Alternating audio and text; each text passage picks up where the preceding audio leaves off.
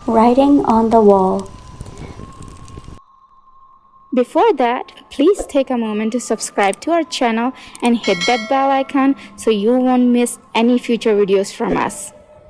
The Writing on the Wall is a scary tale from Japan about two young boys who explore a creepy old building. When I was younger, there was a ruined building at the bottom of our street. All of the kids in the area kept well away from it because the rumor was that it was haunted. The concrete walls of the old two-story building were cracked and crumbling. The windows were broken and shards of glass lay all over the floor inside. One evening, as a test of courage, my best friend and I decided to explore the creepy old place. We climbed into the building through a window at the back of the building. The whole place was dirty and there was a layer of mud on the wooden floor. As we dusted ourselves off, we looked up and were shocked to see that someone had written the words, "I am dead," on the wall near the ceiling. Probably just some teenagers trying to scare kids, I said. Yeah, probably, replied my friends nervously. We explored more of the rooms on the ground floor. In a room that appeared to have once been a kitchen of sort, we found more writings on the wall. It read, "I am in a room upstairs." We walked up the creaking stairs to the second floor. I led the way and my friend followed close behind. I wasn't scared, but he was beginning to get a little jittery.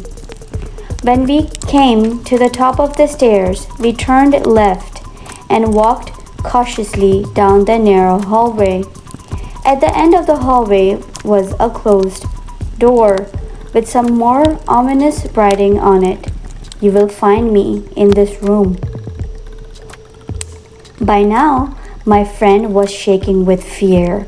I was quite creeped out too, but I didn't want to show it. He told me he didn't want to go any further, but insisted, telling him there was nothing to be afraid of. I turned the handle and the door creaked open. We stepped into the room and found it empty. There were two closed doors on either side. There was more creepy writings on the wall. It read, "My head is on the left and my body is on the right." As soon as my friend saw this, he completely lost his nerve. He gave a yelp and turned to run away. I caught the hold of his arm, but he shook me off and fled out through the open door. I heard his footsteps disappearing off down the hallway. I held my ground. I was determined to be brave and overcome my fear. Mustering all my courage, I opened the door on the right and walked inside. I walked to the other side of the room, and on the wall, written in tiny letters, were the words, "My body is underneath." I looked down at the floor I was standing on. Some more writing on the floorboards. I stepped back and saw the words, "My head is coming from the room behind you. Turn around." I heard the door behind me creaking and quickly turned. There was a shadow moving behind the door. Suddenly, something rolled into the room and came to a rest against the wall. It was my friend's severed head. His dead, sightless eyes seemed to stare at me, screaming in horror.